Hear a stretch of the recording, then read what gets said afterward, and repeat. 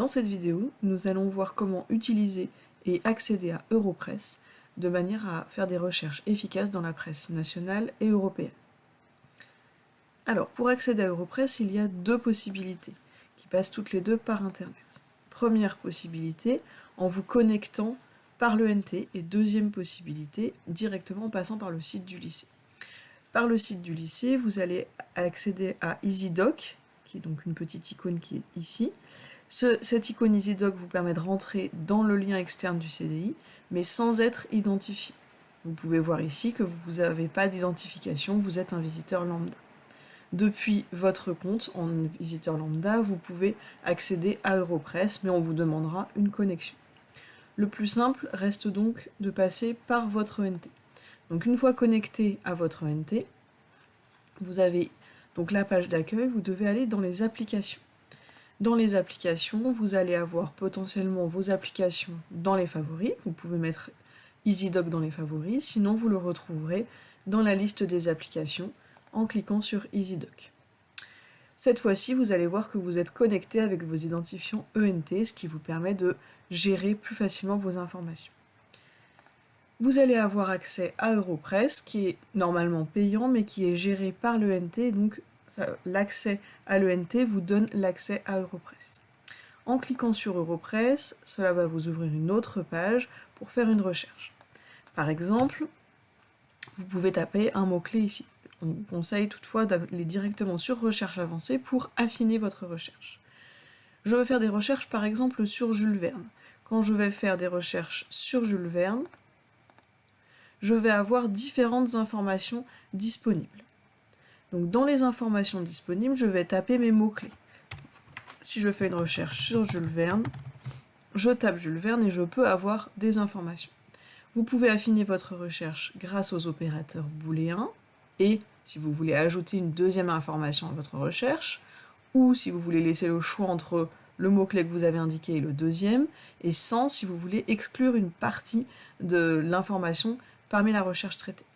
Pour chaque recherche, vous pouvez préciser dans quelle partie vous souhaitez faire la recherche. Donc il est conseillé d'utiliser majoritairement les informations qui sont ici. Donc si je fais une recherche sur Jules Verne, je peux demander à ce que ça soit dans le titre, ou dans tout le texte, ou dans l'introduction. Ou le nom de l'auteur, si cette fois je veux un ouvrage écrit par Jules Verne. Donc admettons je veux une information dans tout le texte, je peux lancer ma recherche.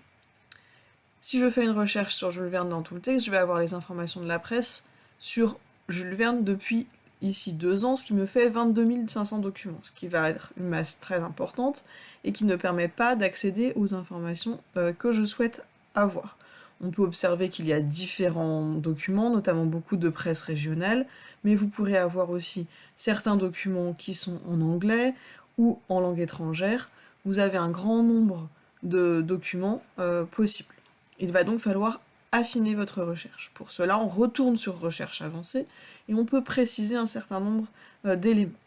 Premier élément, vous pouvez choisir la période. Par défaut, elle se règle sur 30 jours, ce qui est souvent trop court pour une recherche. Donc pensez à l'allonger, probablement plutôt autour de 2 ans, et en fonction de vos besoins, vous changerez votre période. Si, admettons, je veux savoir quels sont les apports de Jules Verne au niveau de la science, je peux choisir de sélectionner Sciences et technologies. Je peux aussi souhaiter des documents en anglais, en espagnol ou uniquement en français. Je peux vouloir restreindre à la presse nationale et non pas à la presse régionale qui va parler par exemple des établissements scolaires qui s'appellent Jules Verne, de petites interventions qui ne m'intéressent pas forcément dans ma recherche. Pour l'exemple, nous allons prendre Sciences et technologies en France. Donc ça va me permettre de sélectionner un certain nombre de sources et d'en éliminer d'autres, donc je vais avoir accès à des ressources qui sont des magazines de presse scientifique, de manière à affiner ma recherche. Je reclique sur Recherche, et cette fois-ci, au lieu des 22 000 documents, j'en ai plus que 55. Parmi ces documents, je peux avoir de la presse web, je peux avoir des vidéos, des expositions, des revues et des magazines. À chaque fois, j'ai la source qui apparaît pour me repérer facilement.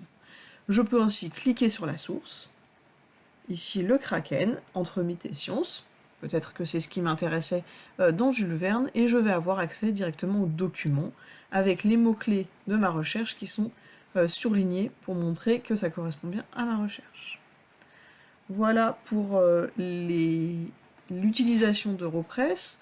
Cela peut vous être utile lors d'une recherche documentaire, mais aussi pour préparer votre grand oral par exemple.